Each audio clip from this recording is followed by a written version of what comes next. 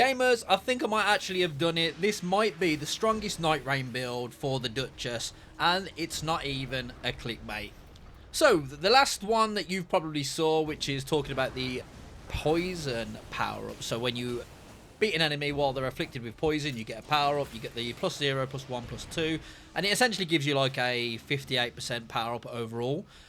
I thought to myself, you know what, it's a very strong build, and it is a really strong build, there's no denying that, but it's a little bit boring. You're just running around spamming R1. So I thought to myself, how can we make it more fun, but still be a very strong build? Then I realised we have the relic that you get from beating Hjelster, the affinity relic, where you change weapon.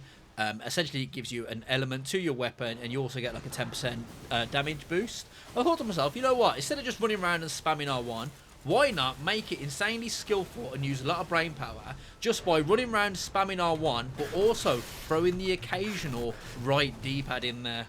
Boom. Skillful build.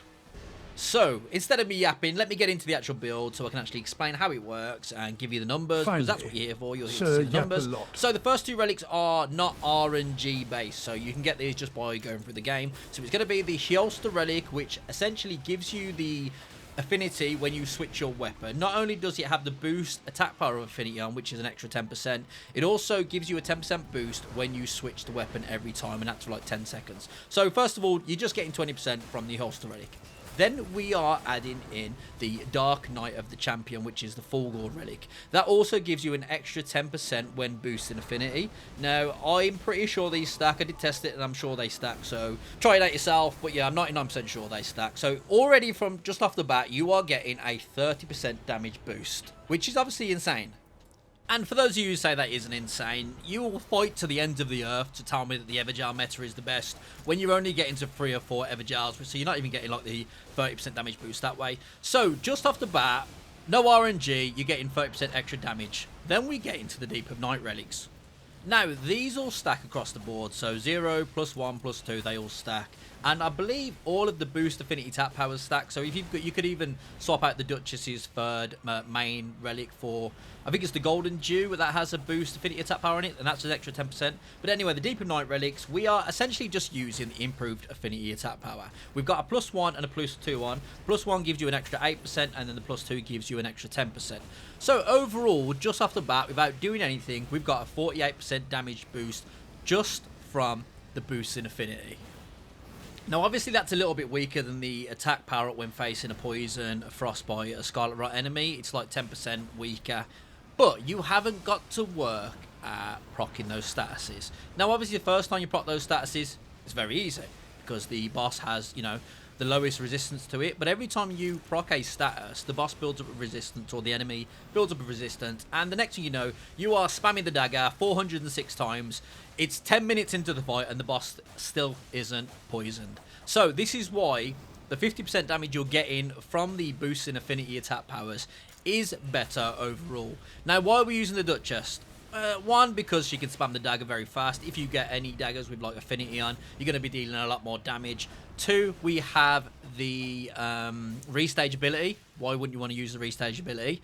3, I like to use the Vigor and Strength relic for the Duchess. I do think it makes her just as good as the Wilder. Basically because she can spam dodge and you can't get hit. And when you're not the world's best player like I am, I mean, I'm alright, you know, I do okay. You can just spam dodge to get yourself out of most situations. So overall, I think she's the best character. And a lot of people probably dislike that. Don't get me wrong, gang, I also just want to use the Raider and jump into an expedition and just, you know, stamp and punch everyone and not take damage. But unfortunately, the Raider's been kind of put to the side in the Deep of Night, mostly because even when you're using his retaliate skill, you're still going to be taking a shitload of damage, because depth 3 and above, they just overtune the damage. You know, that's really why we use the Duchess, mostly because she can just spam roll and she has a fast synergy with her weapons.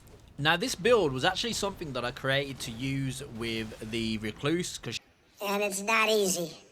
It's a tough one. She's got the new relic where she can essentially turn into a melee character. We're going to add some context to why I use this build with the Recluse. Essentially, she can become a melee character. So dropping the staves, seals, means you have no way of collecting the affinity for her cocktails.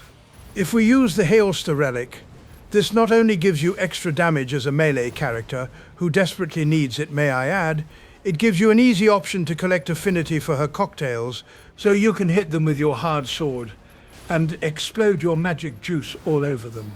Sorry, not sorry.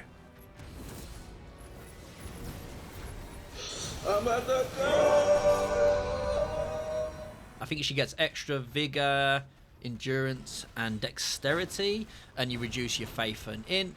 But unfortunately, her role, it just doesn't allow you to play her in a melee way very well. Her role, well, essentially, her role is, it has the most iframes and it has the most distance, so you can distance yourself away from the enemy, so you can spam your spells and your faith incantations.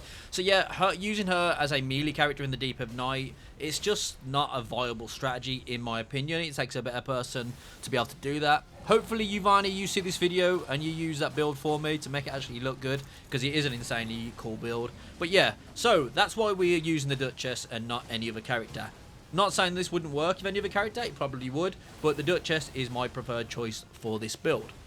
So gamers, a bit more information on the build just to help you through it if you decide to use it. I do think you should, because you will have lots of fun doing it. Is you want to pick up anything that has essentially plus affinity attack power on it. You obviously want to pick up elemental weapons, because if you forget to switch the weapon, you're still getting the extra damage from the elemental. When you switch the weapon yourself, obviously you get the 10% from switching the weapon, but also I think it gives you 12 AR of the element that you've got on the weapon. So if you switch the weapon and it has fire on it, you get essentially 12 fire AR, which doesn't sound like a lot, and it isn't a lot, but when you compare that with all the power-ups you get in, it's obviously going to be a lot better than not having that on the weapon. So gamers, that is pretty much all I've got to say about the build. There isn't really much more to explain about it. Nice and short one for you to try. If you do try it, let me know in the comments. Come back, drop a comment, let me know how it went. I've used it in Deep 3 and Deep 4. I haven't used it in Deep 5. In fact, I haven't really even played Deep 5 in the past week. Mostly because I just don't find it fun. You literally cannot make a mistake, so it's just one of them things. I play this game for fun. I don't play it to sweat my tits off on it. I can sweat my tits off on it, but I don't play it for that. So gamers, as always, if you're still here, big respect, love you, thank you for helping me out in the algorithm. Catch you on the next one. Big love, stay safe, peace.